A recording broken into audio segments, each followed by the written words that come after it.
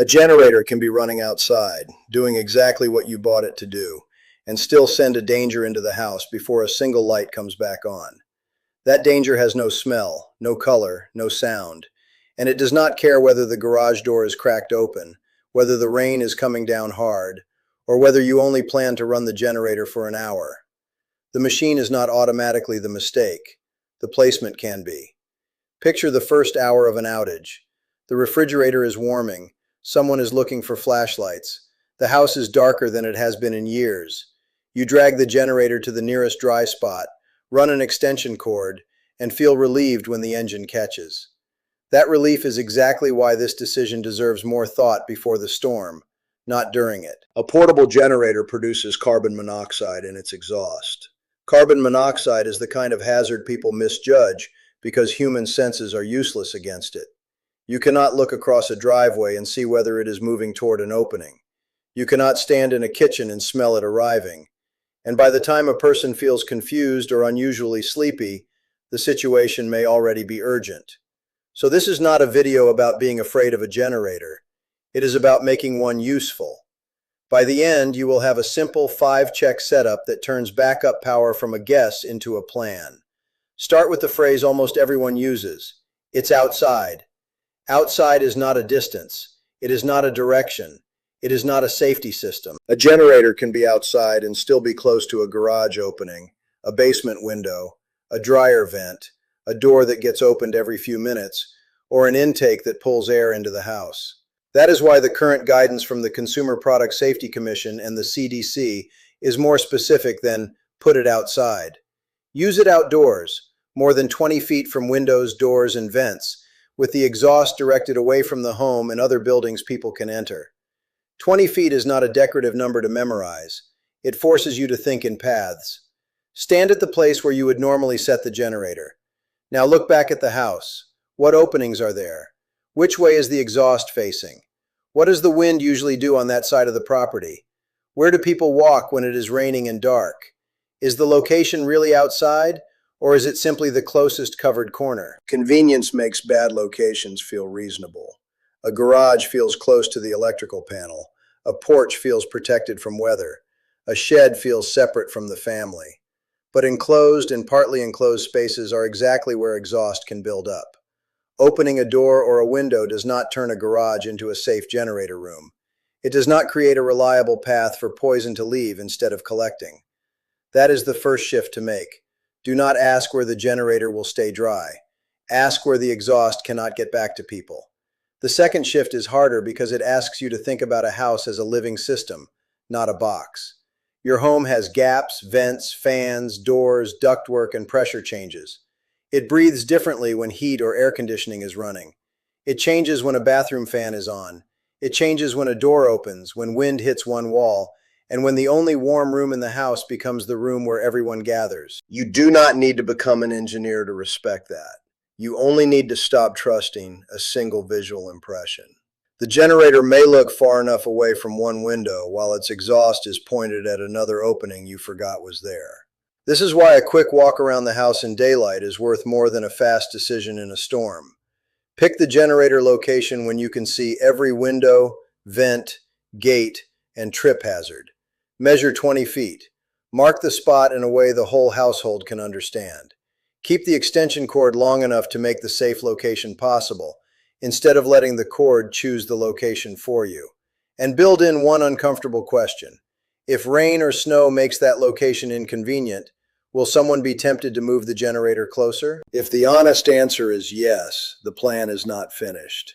You need a weather-safe operating plan that still obeys the owner's manual and the safety distance.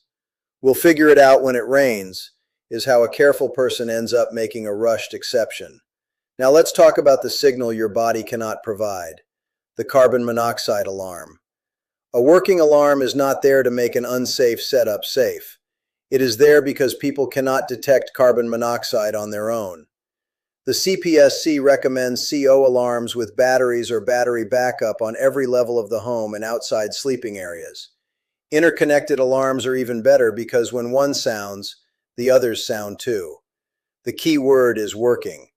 During an outage, a plug-in alarm without backup may be silent for the very moment you depend on it.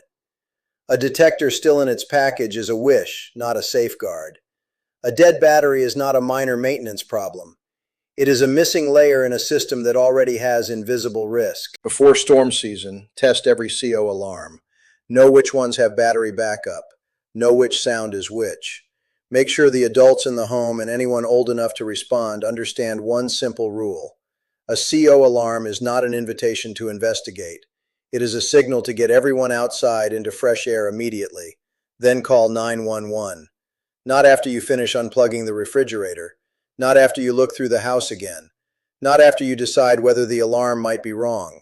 Outside first, then call. That sequence matters because carbon monoxide can affect judgment.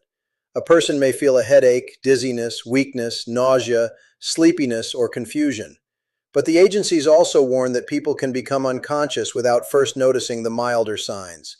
People who are sleeping are especially vulnerable because sleep removes the one chance to recognize that something feels wrong. This is one reason older family members, children, visitors, and pets belong in the plan. Not because they are helpless, because an emergency plan should not rely on every person waking up quickly, interpreting a strange symptom correctly, and making a calm decision in darkness. A good plan removes that burden. Here is a detail that gets missed. The person who starts the generator may know where it is. Everyone else may not. If your spouse, adult child, neighbor, or house sitter is there during an outage, can they answer these questions without calling you? Where is the approved location? Which direction must the exhaust face? Which doors and windows should stay closed near that side of the house? What does the CO alarm mean? Where is the meeting point outside? If the plan only exists in one person's head, it is not a family plan. It is a memory test during a crisis. There is another risk that arrives when people are tired. Refueling. Portable generators get hot. The CPSC advises turning the generator off and letting it cool before refueling because spilled gasoline on hot engine parts can ignite. This is not a reason to keep it running until the tank is completely empty. It is a reason to decide ahead of time how much fuel you have, how you will rotate it, where it is stored safely, and when you will shut down. Preparedness is often less dramatic than people imagine. It is a flashlight where you expect it. It is a cord long enough to reach the safe spot. It is fuel stored correctly. It is an alarm tested before the forecast gets ugly. It is a piece of paper that means the next person does not have to guess. That is the bridge to the survival system's preparedness bundle. A generator is only one system in a blackout. You also have water, food, medications, light, communication, mobility, documents, and the people who depend on you. The bundle is designed to help you see those weak links before they stack up on the same night. If you want the checklists and planning tools that turn this kind of knowledge into a household plan, the QR code is on screen now. You can also visit martinkellen.shop. The link is in the description and in the first comment. Do not buy it because you are scared of a generator. Use it if you want fewer emergency decisions left to memory. Now back to the 5 checks. Check 1. The generator location is outdoors, more than 20 feet from every window, door, vent, and opening that matters, not merely the one you noticed first. Check 2. The exhaust points away from the home and away from any other building a person might enter. Do not treat direction as an afterthought. Walk around the generator and look at the exhaust itself. Check 3.